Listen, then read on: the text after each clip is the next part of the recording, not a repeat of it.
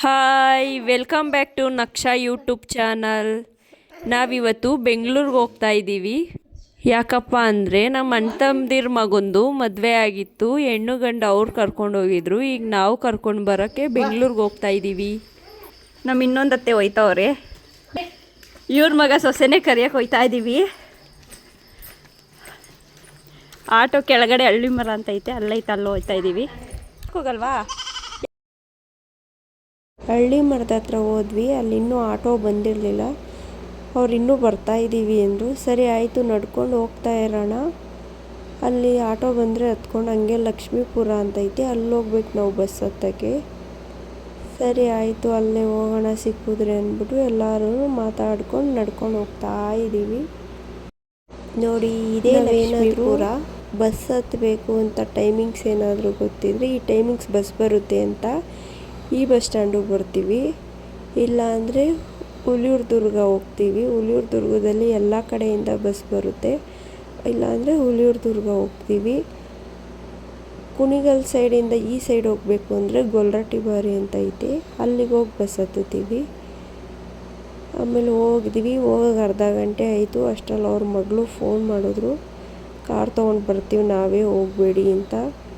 ಸರಿ ಆಯಿತು ಅಂದ್ಬಿಟ್ಟು ಕಾಯ್ಕೊಂಡು ಕೂತಿದ್ವಿ. ಅಲ್ಲೇ ಒಂದು ಬಸ್ ಬಂತು, ಗೌರ್ಮೆಂಟ್ ಬಸ್ಸು. ಅದು ಖಾಲಿ ಇತ್ತು. ಅಯ್ಯೋ ಖಾಲಿ ಐತೆ, ಹೋಗಿದ್ರೆ ಮಾತಾಡ್ಕೊಂಡ್ವಿ. ಹಂಗೆ ನೋಡಿದ್ವಿ, ಬರಲೇ ಇಲ್ಲ. ಟೈಮ್ ಆಗಲೇ 11 ಗಂಟೆ ಆಗಿಬಿಡ್ತು. ಇನ್ನೇನು ಮಾಡೋದು, ಬಸ್ ಎಲ್ಲ ಹೋಯಿತು. 11 ಗಂಟೆ ಆಯ್ತಲ್ಲ ಅಂದ್ಬಿಟ್ಟು ಹಂಗೆ ಕೂತಿದ್ವಿ. ಅಷ್ಟರಲ್ಲಿ ಅವ್ರ ಕಾರ್ ಬಂತು. ಕಾರ್ಗೆ ನಾವೆಲ್ಲ ಹೊಸ ಕಡೆ ನಮ್ಮ ಅಕ್ಕನಿಗೆ ಅಂತೂ ಇಂತೂ ಹೆಣ್ಣಿನ ಮನೆ ರೀಚ್ ಆದ್ವಿ. ನಾವು ರೀಚ್ ಆಗೋಷ್ಟರಲ್ಲಿ 1 ಗಂಟೆ ಆಗಿತ್ತು. ಅವರೆಲ್ಲ ನಮಗೋಸ್ಕರನೇ ಕಾಯ್ಕೊಂಡು ಈಚೆಗಡೆನೇ ನಿಂತಿದ್ರು. ಒಳಗಡೆ ಹೋಗಿದ ತಕ್ಷಣ ಕುಡಿಯೋಕ್ಕೆ ನೀರು ಕೊಟ್ಟರು, ಜ್ಯೂಸ್ ಕೊಟ್ಟರು. ಜ್ಯೂಸ್ ಎಲ್ಲ ಕುಡ್ದಾದ್ಮೇಲೆ ಊಟಕ್ಕೆ ಹೋಗೋಣ ಅಂತ ಕರ್ಕೊಂಡೋದ್ರು.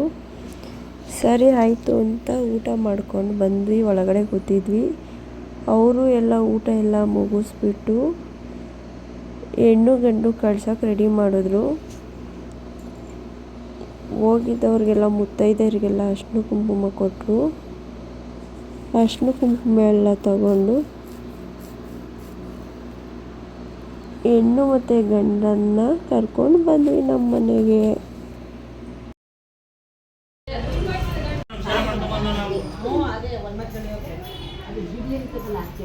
ನೋಡಿ, ಇವರೇ ನಮ್ಮ ಮೈದಾ ಮತ್ತು ನಮ್ಮ ಹೋರ್ಗೀತಿ. ಹೆಣ್ಣು ಮತ್ತು ಗಂಡನ್ನ ಕರ್ಕೊಂಡು ನಮ್ಮೂರಿಗೆ ಬರಲಿಲ್ಲ. ಯಾಕಂದರೆ ಹುಡುಗ ಬೆಂಗಳೂರಲ್ಲೇ ಮನೆ ಮಾಡ್ಕೊಂಡಿದ್ರು. ಅವ್ರು ಮನೆ ಮಾಡಿರೋ ಮನೆ ಹತ್ರ ಅವ್ರನ್ನ ಬಿಟ್ಬಿಟ್ಟು ಒಳಗಡೆ ಹೋಗಿ ಮನೆಯೆಲ್ಲನೂ ನೋಡಿಕೊಂಡು ಕಾರ್ ಹತ್ಕೊಂಡು ನಮ್ಮೂರ ಕಡೆ ಬಂದ್ವಿ. ಕಾರಲ್ಲಿ ಬರಬೇಕಾದ್ರೆ ಫುಲ್ಲು ಮಳೆ ಜೋರಾಗಿ ಬರ್ತಾಯಿತ್ತು.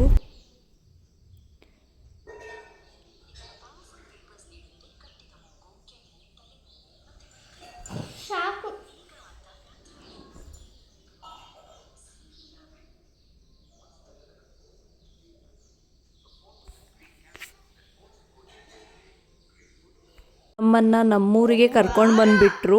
ಅವರು ಬಿಟ್ಬಿಟ್ಟು ನಮ್ಮನ್ನು ಅವ್ರ ಊರಿಗೆ ಹೊರಟರು.